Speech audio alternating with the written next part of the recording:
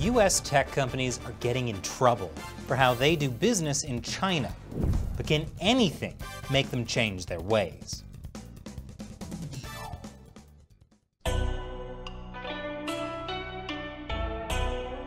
Welcome to China Uncensored. I'm Chris Chappell. It hasn't been a great week for U.S. tech companies that do business in China. The Washington Post reports that Apple is lobbying against a bill that's aimed at stopping forced labor in China. Now, I don't want to be unfair to Apple, so to be clear, they're not trying to prevent the bill on stopping forced labor in China from being passed. That would look really bad.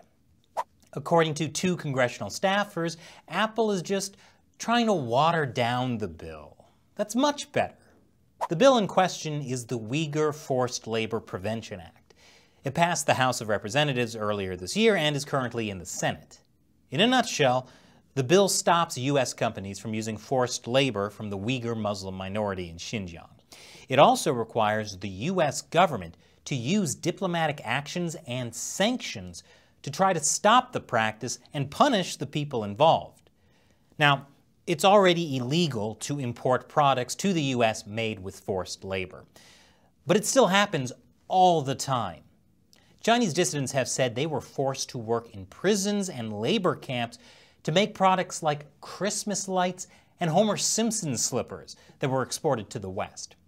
There have been several cases where notes from Chinese prisoners were found in items sold in the U.S., like a purse bought at Walmart, a Saks Fifth Avenue shopping bag, and most famously, Kmart Halloween decorations, which is why I do all my shopping at J-Mart. So how do products made with Chinese forced labor get sold in the U.S. even though it's illegal? Well, enforcement of the law is lax, and many U.S. companies may not really know what's happening in their own supply chain. For example, prisons that use forced labor have a sister factory that coordinates the prison manufacturing. Sister factories will use a commercial name for outside trade, intentionally mislabeling products that are made in prisons. So basically, Chinese prisons work with a front company to disguise the fact that the products are made with prison labor. Sure, U.S. companies could probably figure this out with a little more investigation into their supply chains, but they're not exactly incentivized to look into it very hard. That's something the Uyghur Forced Labor Prevention Act would change. One provision in the bill requires public companies to certify to the Securities and Exchange Commission that their products are not made using forced labor from Xinjiang. If companies are found to have used forced labor from the region, they could be prosecuted for securities violations. So, companies like Apple would face serious legal consequences if their supply chains used Uyghur forced labor. You can see why Apple would be interested in watering down this bill. Of course, in a congressional hearing earlier this year, Apple CEO Tim Cook said that Apple would not tolerate forced labor. Let me be clear, forced labor is abhorrent, and we would not tolerate it in Apple. Cook also said that Apple would terminate any relationship with a supplier that was found to use forced labor. And an Apple spokesperson said that the company conducted a detailed investigation with our suppliers in China and found no evidence of forced labor on Apple production lines. Okay, great. Sounds like Apple has nothing to worry about. So, why are they trying to water down this bill? I'll tell you after this commercial break. Welcome back.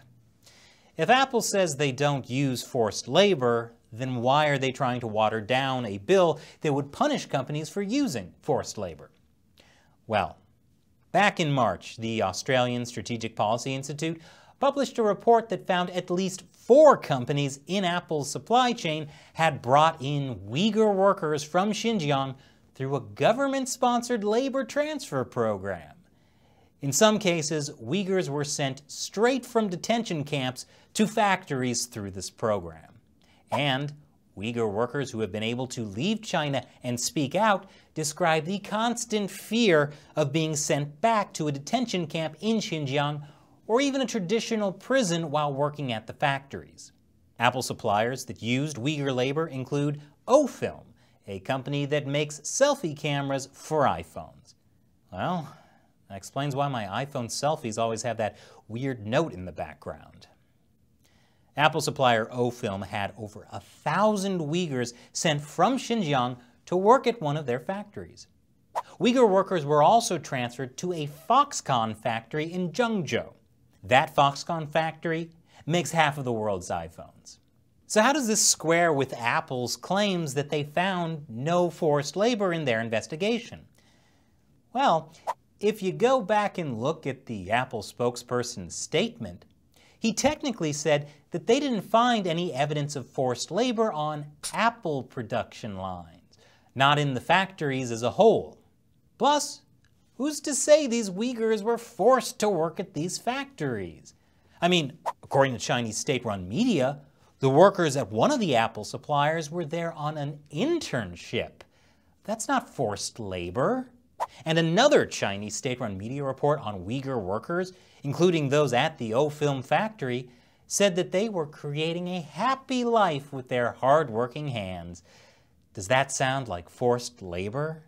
And here's a state-run media fact check.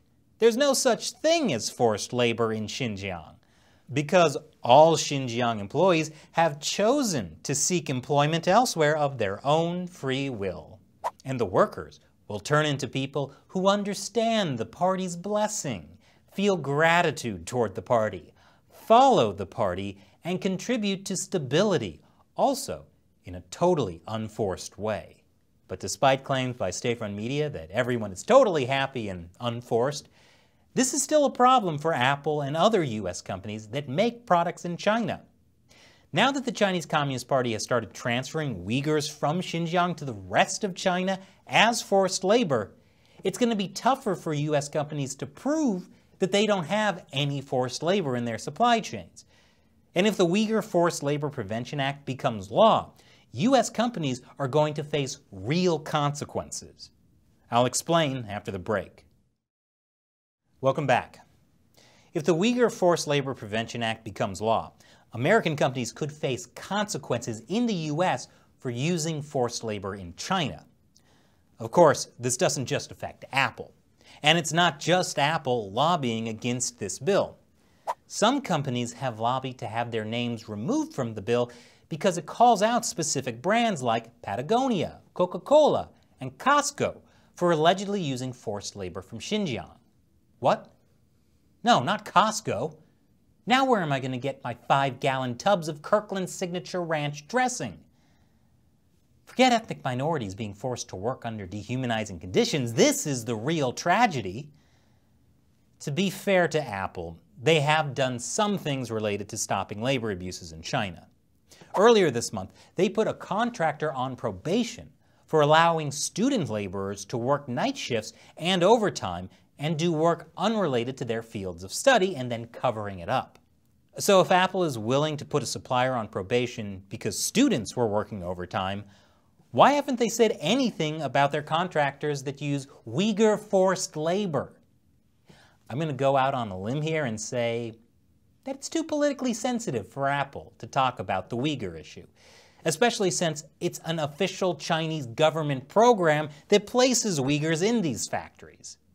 So on one hand, if Apple doesn't address the problem of Uyghur forced labor and this bill passes, they get in trouble with the US government. But if they do address the problem, they get in trouble with the Chinese Communist Party. Awkward. Apple lobbying against this bill makes more sense now. You know, the fundamental issue here is that US companies aren't used to facing consequences for their actions in China. It's been an especially glaring problem for tech companies in the last couple of years, and not just ones that make products in China. Tech companies who sell products to China are also getting in trouble. Earlier this week, a New York Times investigation called out US chip makers Intel and NVIDIA because their computer chips power a huge surveillance center in Xinjiang.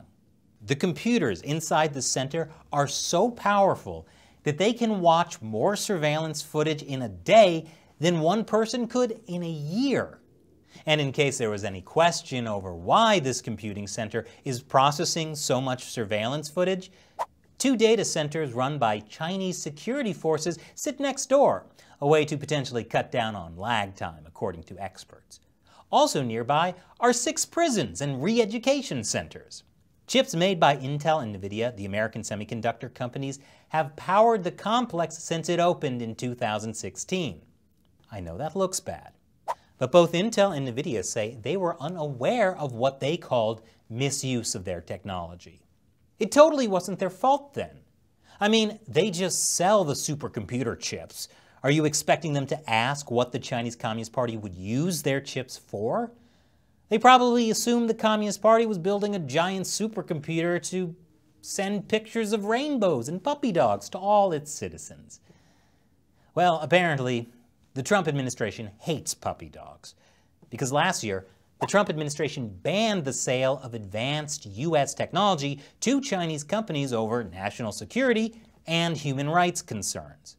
One of the companies that was blacklisted was Sugon, the Chinese company that Intel and NVIDIA sold their chips to. Sugon helped build the supercomputing center, and even boasted of the center's ties to the police. And Sugon even said that their computers had upgraded the thinking from after-the-fact tracking to before-the-fact predictive policing. Predictive policing. That doesn't sound creepy at all. Since the Trump administration's ban on selling advanced tech to Sugon, Intel and NVIDIA have stopped selling Sugon their advanced semiconductor chips, the one used for supercomputers. But both companies still sell less advanced chips to Sugon. A spokesman for Intel said it would restrict or stop business with any customer that it found had used its products to violate human rights. Really? Well, forgive me for being skeptical, but it's not the first time that Intel has been called out for its involvement in China's massive surveillance state. Last year, the Wall Street Journal published a report about how U.S. companies, including Seagate Technology, Western Digital, Intel, and Hewlett-Packard, have nurtured, courted, and profited from China's surveillance industry. That includes things like selling chips and hard drives to Chinese surveillance companies, or even investing in Chinese tech companies linked to the police. Seagate boasted that they worked with Chinese surveillance company Hikvision to create the world's first hard disk drive specifically for surveillance. Although Seagate took that claim off their website last year for some reason. And according to the Wall Street Journal, Intel provided seed money as well as chips and technical solutions to a Chinese company called NetPosa that serves police departments in more than 60 Chinese cities, as well as the Ministry of Public Security. NetPosa is also heavily involved in surveillance in Xinjiang.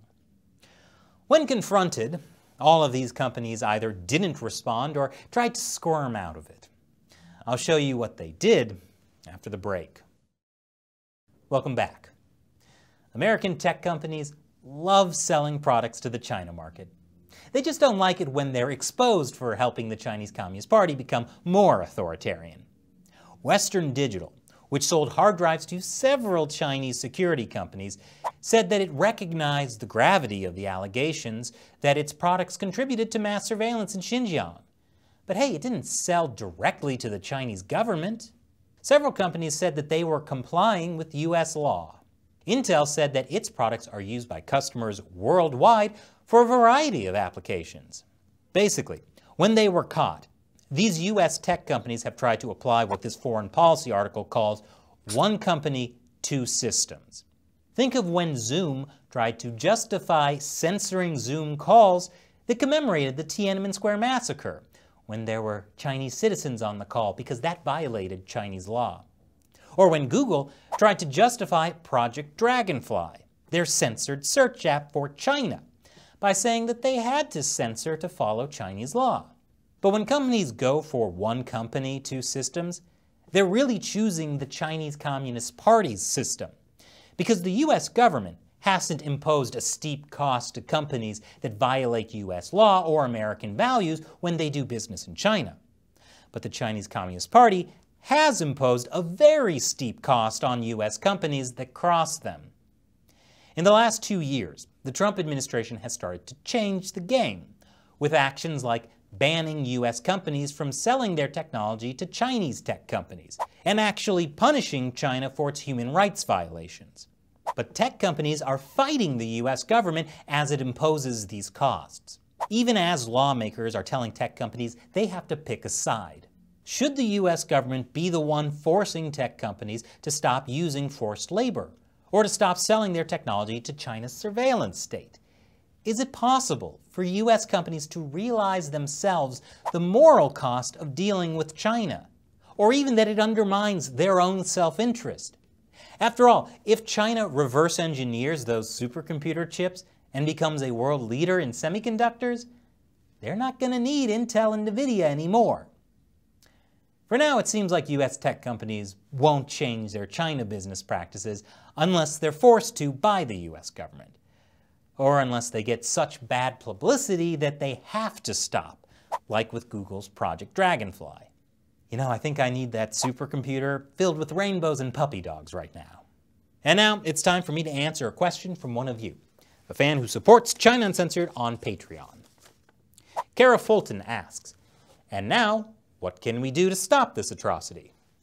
That was in response to the episode 6 Signs That Show China's Organ Harvesting is Real. Now that's a great question. The Chinese Communist Party has been killing prisoners of conscience and selling their organs for decades. And sadly, there's been very little pushback from the international community. So what can you do? Well, for one, tell people about it. It's not exactly the best icebreaker at parties, but part of the reason many people don't know about it is because the mainstream media doesn't cover it. When more people know about it and speak out about it, that will force the US government to respond. And the more vocal the US is about it, the more likely China will actually have to deal with the issue. So call your representatives and tell them you want them to condemn forced organ harvesting in China. Thanks for your question, Kara. And thank you, as always, for watching. We're in an information war with the Chinese Communist Party, and knowledge is the best weapon. YouTube has been hitting us with demonetization a lot again, so help us in our fight to bring truthful, uncensored information about China to the world. Join the China Uncensored 50-cent army on Patreon, and for as little as $1 an episode, you can help us keep up the fight. And you'll be able to ask me questions I might answer on the show. Visit patreon.com/ChinaUncensored to join. Once again, I'm Chris Chappell. See you next time.